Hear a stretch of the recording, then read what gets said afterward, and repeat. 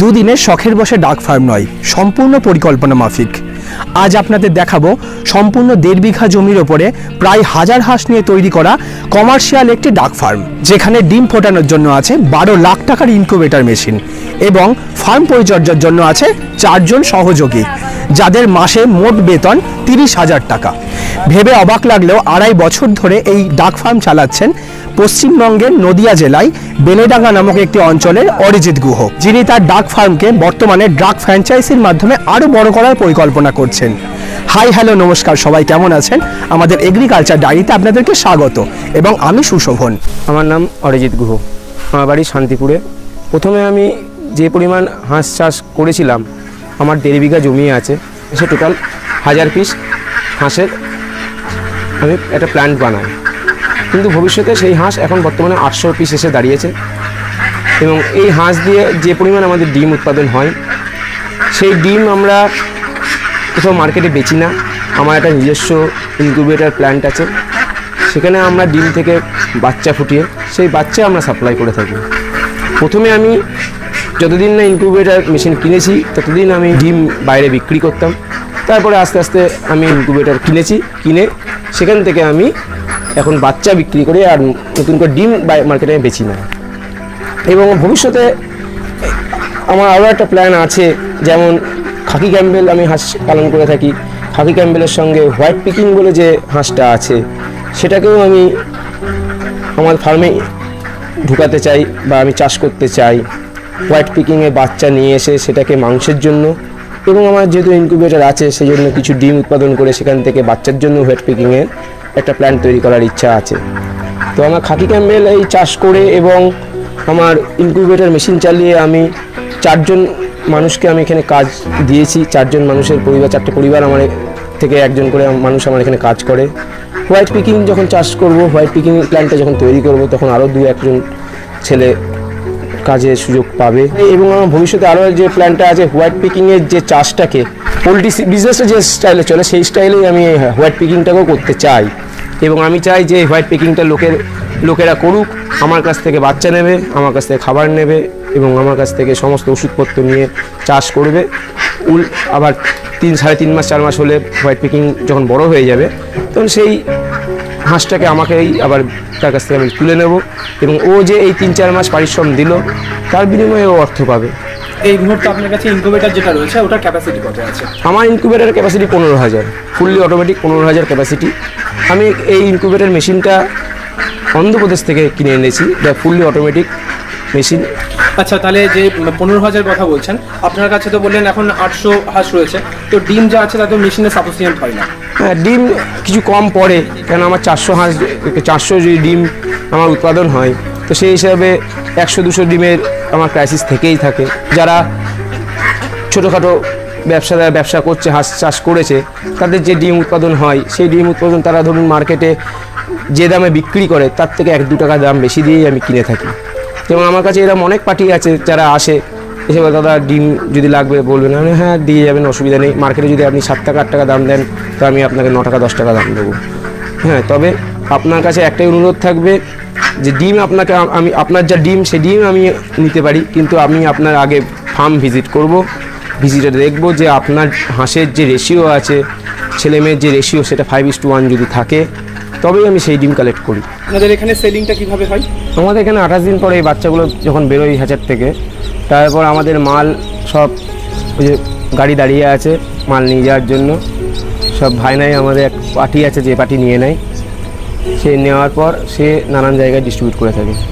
আচ্ছা, তো সেলিং করার সময় মেশিন থেকে যখন বাচ্চাটা বেরোচ্ছে তখন কোনো কেয়ার নিতে হয় আলাদাভাবে বাচ্চা? না, সেরকম কোনো কেয়ার থাকে না, শুধুমাত্র হিউমিডিটির দিকটা খেয়াল রাখতে হয়। হিউমিডিটি যদি ঠিকঠাক থাকে তো বাচ্চাটা ডিম থেকে বেরোতে সুবিধা হয়। আচ্ছা, নাহলে ডিমের খোসা যেহেতু, হাঁসের ডিমের খোসা যেহেতু শক্ত, সেই জন্য বেরোতে একটু প্রবলেম ক্রিয়েট করে। হিউমিডিটিটা যদি ভালো থাকে তাহলে সেটা খুব সহজেই বেরিয়ে যায়। আচ্ছা, আর বাচ্চার গা শুকানোর কি কোনো ব্যাপার আছে সেলিংয়ের সময়? গা শুকানো সব মেশিনের ভেতরেই সব শুকিয়ে দেয়। হ্যাচার যে মেশিন, সেই মেশিনের ভেতরেই সমস্ত গাটা শুকানো যা কিছু ওখানেই সব কমপ্লিট হয়ে যায়। আমাদের নতুন নিজে থেকে কিছু করতে হয় না। আচ্ছা, কদিনের মাথায় আপনার বাচ্চাটা সেল করেন? 28 দিন। সত্যিকারে বলতে আমার যে 800 হাঁস আছে, আমার 400 ডিম প্রতিদিন আসার কথা বা আসেও। তো একটা হাঁস প্রাণী, সে একটা ডিম পাড়ার যন্ত্র যেহেতু নয়, সে প্রতিদিন কখনোই ডিম পেড়ে যাবে এটা তো মেনে নেওয়া যায় না। তো সেক্ষেত্রে এরা মাঝে মাঝে 1 মাস অন্তর যখন অফ হয়, এদের ডিমটা পাড়া বন্ধ হয়, যেমন এখন যে আমার সময়টা চলছে তাতে আমার 140 থেকে 150টা আমরা ডিম পেয়ে থাকি। তো এই ডিমটা আমরা 7 দিন 8 দিন 10 দিন মতন এই ডিম কালেক্ট করতে হয়। তারপরে আবার পুনরায় ডিমটা বৃদ্ধি পেয়ে আবার 450-400 অ্যাভারেজে চলে আসে। আবার পুনরায় সেটা ধরুন 20-25 দিন আবার ওরকম একই টানা ওরকম ডিম দিয়ে থাকে, আবার 10-15 দিনের জন্য আবার ডিমটা কমে। এই রোটেশনে এরা চলতে থাকে। আর খরচা যদি বলেন, আমার যেহেতু নিজস্ব হ্যাচারি, সেই হিসাবে আমার খরচাটা একটু কমই আছে। আমার ডিমটার ভ্যালুয়েশনটাও সেরকমভাবে হয় না। তাও আমার ধরে নিন, আমি একটা ডিম পিছু আমার খরচা মিনিমাম 7 থেকে 8 টাকা খরচা পড়ে। আমার যেহেতু হ্যাচারির যখন ডিম উৎপাদন করতে হয়, সেই হিসাবে 7 থেকে 8 টাকা ডিমের পিছু খরচা পড়ে। এবার কেউ যদি মনে করে যে এই হাঁস চাষ করে আমি শুধুমাত্র মানে বাজারে ডিম বিক্রি করার জন্য করবে, তাদের খরচা অনেক কমে যাবে। তাদের খরচা আপনি ধরে নিন মিনিমাম 3 থেকে 3.5 টাকা, খুব জোর বেশিবার হলে 4 টাকার বেশি আসবে না। কেননা আমাদের ছেলের সংখ্যা অনেক বেশি রাখতে হয়েছে। ডিম যারা বাজারে বিক্রি করবে তাদের ছেলের সংখ্যা অত বেশি রাখার দরকার নেই। ডিমের ভেতরে যে কোয়ালিটি, সেটাকে আরও বেশি মেনটেন করতে হয়, তার কারণ যেহেতু ওখান থেকে বাচ্চা বের হয়। তো সেই কারণে আমাদের খরচাটা অনেকটাই বেশি পড়ে। কিন্তু যদি কেউ ডিম চাষের জন্য করে থাকে, শুধুমাত্র অনলি ফর ডিম চাষ করবে, ডিম বাজারে বিক্রি করবে, তাদের এত খরচার কোনো কারণ নেই। সারাদিন মেনটেন কীভাবে করেন? সকাল 8টার সময় আমরা হাঁসগুলোকে ভেতরে এই জায়গাটা আছে, এখানে খাবারটা খাইয়ে দেওয়া হয়। খাবারটা খাইয়ে দিয়ে ওদেরকে ছেড়ে দেওয়া হয় বাইরে এই জায়গায়। এরা সারাদিন এখানেই থাকে। দিয়ে যখন জল দেওয়ার সকাল 8টার সময় একবার জল দিয়ে দেওয়া হয় ট্রেগুলোতে। জল দেওয়ার পরবর্তীকালে আর কোনো কাজ সেরকম নেই। আবার 12টা 12:30টার সময় জলটা চেঞ্জ করে আবার নতুন জল দেওয়া হয়। তাতে যারা স্নান করার দরকার স্নান করে নেয়, যারা জল খাওয়ার দরকার ওখানে জল খায়। সারাদিন এখানেই থাকে। সেরকম পরিচর্যা করার কোনো দরকার আমি মনে করি না। আমার ফার্মে অত পরিচর্যার দরকার নেই, এখানেই ওরা ভালোভাবে থাকে। আর বিকেল 4টে বাজলে খাবার তৈরি করে নিয়ে এসে গামলা আছে, গামলাতে করে খাবার এখানে পরিবেশন করা হয়, দেওয়া হয় ওদেরকে। এবং ওরা গামলায় খাবারটা খেয়ে 4টের সময় সব ঘরে নাইট শেল্টারে চলে যায়, যেখানে ওরা ডিম রাত্রিরে থাকে, সেখানে রাত্রিবেলায় চলে যায়, এই 4টের সময় চলে যায়। আচ্ছা, তো পরবর্তী রাত্রিবেলায় যখন রাখা হয় তখন কি আপনি একদিন বলছিলেন যে লাইট জ্বালানো? হ্যাঁ, এটাও কি করা হয়? হ্যাঁ, লাইটটা জ্বালানোর দরকার আছে। বিশেষ করে বিকেল 4টে 4:30-এর পর থেকে রাত্রি 10টা অবধি লাইট জ্বালানো অবশ্যই দরকার। কেননা ওই সময়টায় যদি লাইট জ্বালানো যায়, তাহলে আমি এটা লক্ষ্য করে দেখেছি ডিমের পরিমাণটা বৃদ্ধি পায়। এবার যদি আমি লাইটটা অফ করে রাখি, তাহলে ডিমের পরিমাণটা একটু কমে। আর ঢুকিয়ে দেওয়ার পরে এখানে একটা গ্যাস সৃষ্টি হয়, গন্ধ সৃষ্টি হয়। সেই গন্ধটার কারণে আমরা পরে হাইড্রোজেন পারঅক্সাইড দিয়ে স্প্রে করে দিই। 3 ml পার লিটার জলে স্প্রে করে দিলে এই গ্যাসটা আর হয় না, অ্যামোনিয়ার যে গ্যাসটা সেটা আর হয় না। হাঁসগুলোকে কি খাবার খাওয়াচ্ছেন বর্তমানে? এখন যেহেতু ডিম পাড়া স্টার্ট হয়ে গেছে, এদের আমি 2 টাইম খাবার দিই, সকাল 8টায় তো আর বিকেল 4টে। এদের খাবার দেওয়ার বলতে এদের খাবার দিই পুরো লেয়ার মানে ম্যাশ। সে এপিকের যে ম্যাশ আছে সেটাই একমাত্র ডার্ক লেয়ার বলে হয়। আর কোনো জায়গায় ডার্ক লেয়ারের ফার্ম ম্যাশ পাওয়া যায় না। তো আমরা এক পোলট্রির ফার্ম থেকে নিয়ে আসি, সেটাকে আমার জন্য স্পেশালিভাবে ডার্ক লেয়ারের তৈরি করে দেয় ওরা। হ্যাঁ, সেই খাবারটা দেওয়া হয় এবং সেই খাবারের সঙ্গে কিছুটা পরিমাণে কুড়ো মিশিয়ে দিই। হ্যাঁ, যাতে একটু অর্থ বাঁচে এবং কুড়োটা ওদের ফ্যাটটা যেহেতু থাকে কুড়োতে, সেজন্য একটু সেটাও ভালো মানে দরকার ওদের খাবারের প্রতি। তাই ম্যাশ আর কুড়ো এই দুটো দিয়েই ওদেরকে 2 টাইম খাবার দেওয়া হয়, সকাল 8টার সময় আর বিকেল 4টের সময়। গুগলি চাষ করেছি এর মধ্যে। তা গুগলি আমরা বিকেল দুপুরবেলায় একদিন অন্তর অন্তর এই আমার 800টা হাঁস পিছু অন্তত 15 থেকে 20 কেজি করে গুগলি আমরা দেওয়া হয়। তাতে ওদের প্রাকৃতিক যে একটা খাবার, হাঁসেদের মেন যে খাবার গুগলি, সেই স্বাদটা ওরা পায়।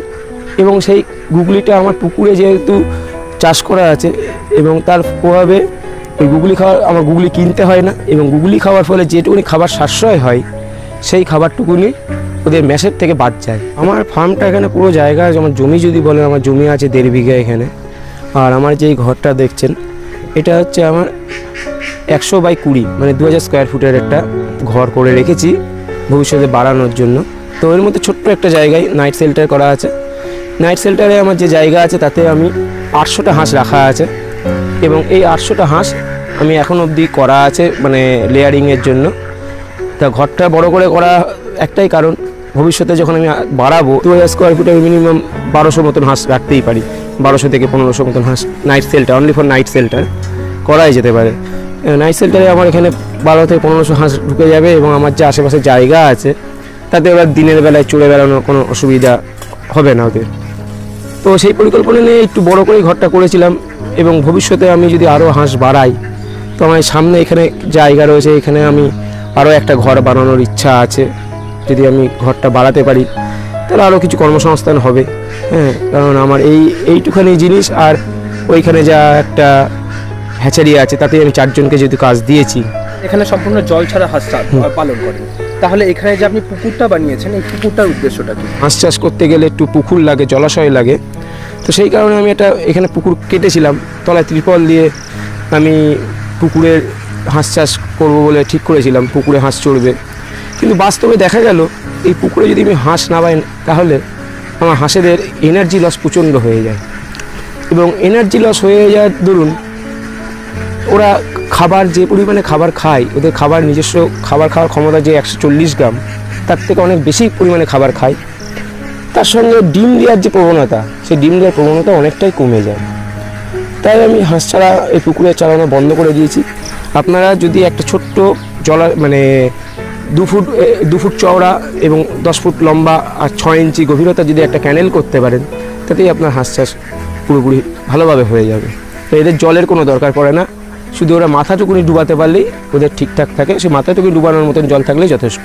ব্রিডিং করার সময় ওরা পুরুষ হাঁসগুলো মেয়ে হাঁসদের এইখানকার যে লোমটা থাকে সেইটাকে চেপে ধরে, কিন্তু এই চেপে ধরতে ধরতে এই লোমটা যখন উঠে যায় না, তখন আর এইখানে কোনো লোম থাকে না বলে ওরা তখন এই চামড়াটাকেই চেপে ধরে, চামড়াটাকে চেপে ধরেই ওরা ব্রিডিংটা করে।